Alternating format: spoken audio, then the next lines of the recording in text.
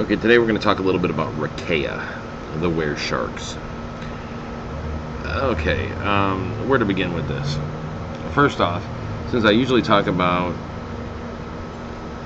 all the Farah in regards to how they run with werewolves, Rokea don't work. They really don't. Their philosophy's too alien. Their territory is not something typically close enough to the guru. And, well, their powers make them entirely too overpowered if you put them anywhere near the friggin' water. But what does it mean to play a Rokea? I mean, to me, a Rokea needs to be played in its own chronicle, because having an individual Rokea in a game doesn't fit genre.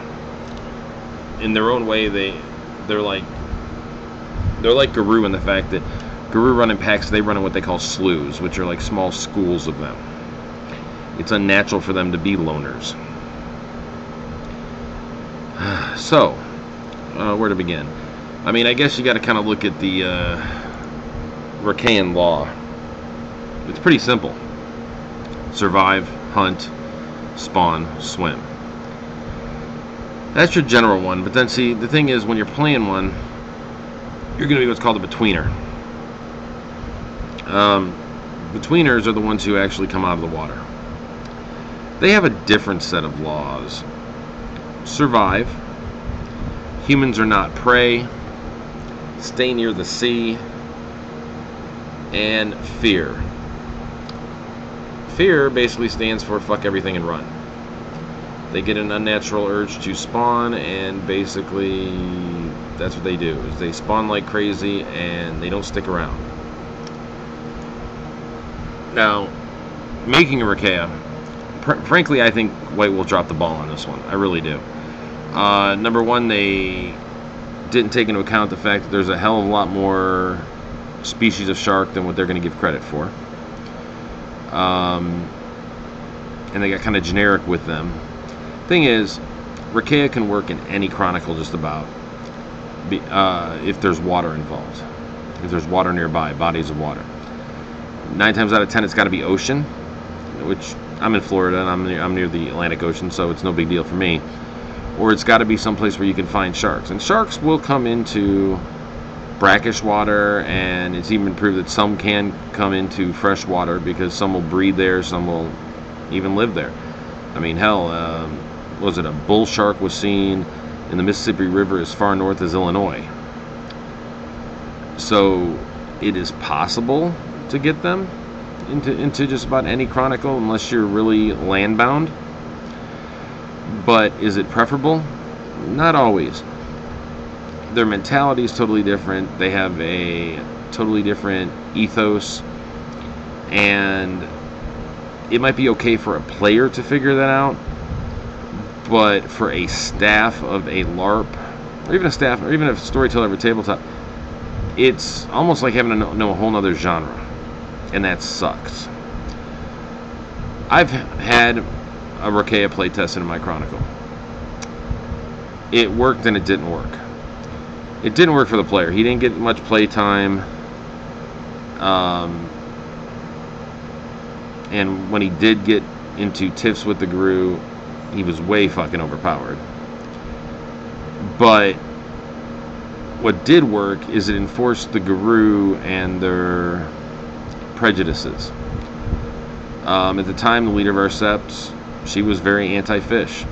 She basically said, get it out of our territory, and then eventually said, hunt it. I want it out. Kill it. And about 80% of my guru followed suit, which was, I mean, it's a shitty thing, but it was great. It actually followed genre, and that's one thing that you always run into problems with the genre.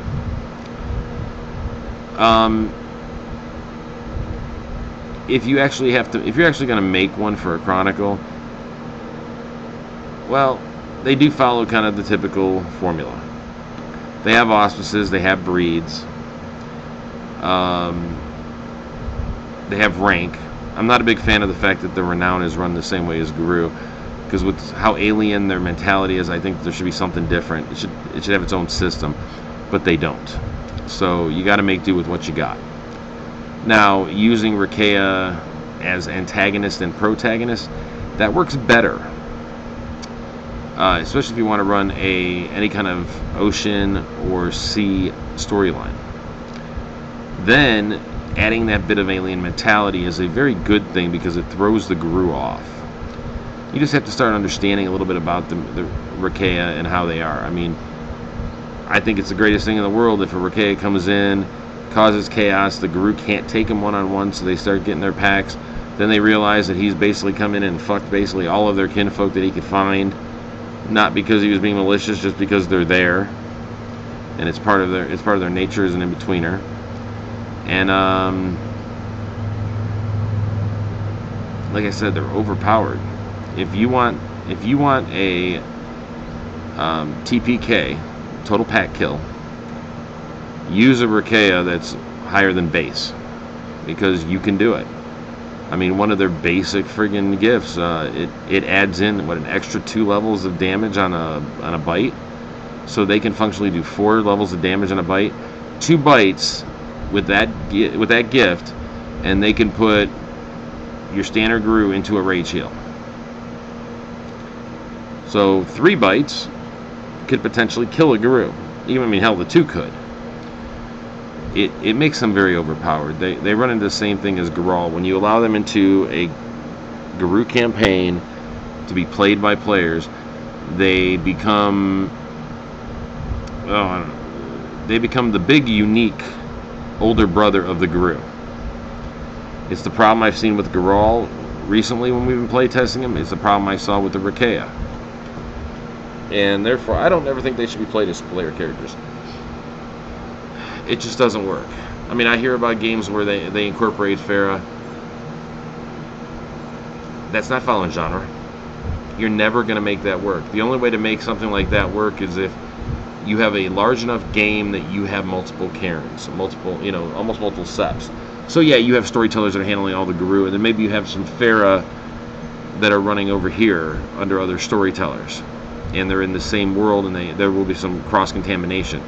That's about the only way it's going to work. So when it comes to the Rokea, from as a playable character, I say no. I don't think it works. As an NPC, it's something that the staff has to make sure they're very comfortable with.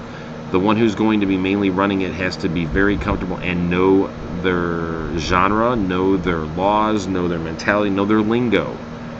The lexicon is very important when you're playing Farah, because they do call things differently, and these are some of the weirdest ones. Rokea are on a level with Ananasi for just total weirdness and kind of being out of place. Plus, if you ever look at their beliefs, they don't believe anything the GRU do. They believe that, in a way, they believe the sea is more powerful than Gaia. You have to actually read it, though. So you got to be real careful with it, and you got to be prepared that if you use Rokea as antagonist, you're going to kill characters. There's no way around that. If you're not killing characters, you're not playing it right. They are that powerful. They are, I mean, just from the get-go, they could be that powerful. If you're playing them as protagonists, you have to inundate the players with that alien mentality. They should feel very uncomfortable around them. They should feel intimidated. They should feel out of their league. They should feel over their head. And God forbid they take it into the water. You take it into the water, you're stupid. So, I'm not making a very big one with this one, so that's my take on Rokea. Okay? I just don't view them as playable. I think that they totally need to be revamped to even make them truly usable in an antagonist-protagonist role with the rules as they sit now. I mean, if you change your rules on them, they might work better. Okay, that's it, guys. Peace out.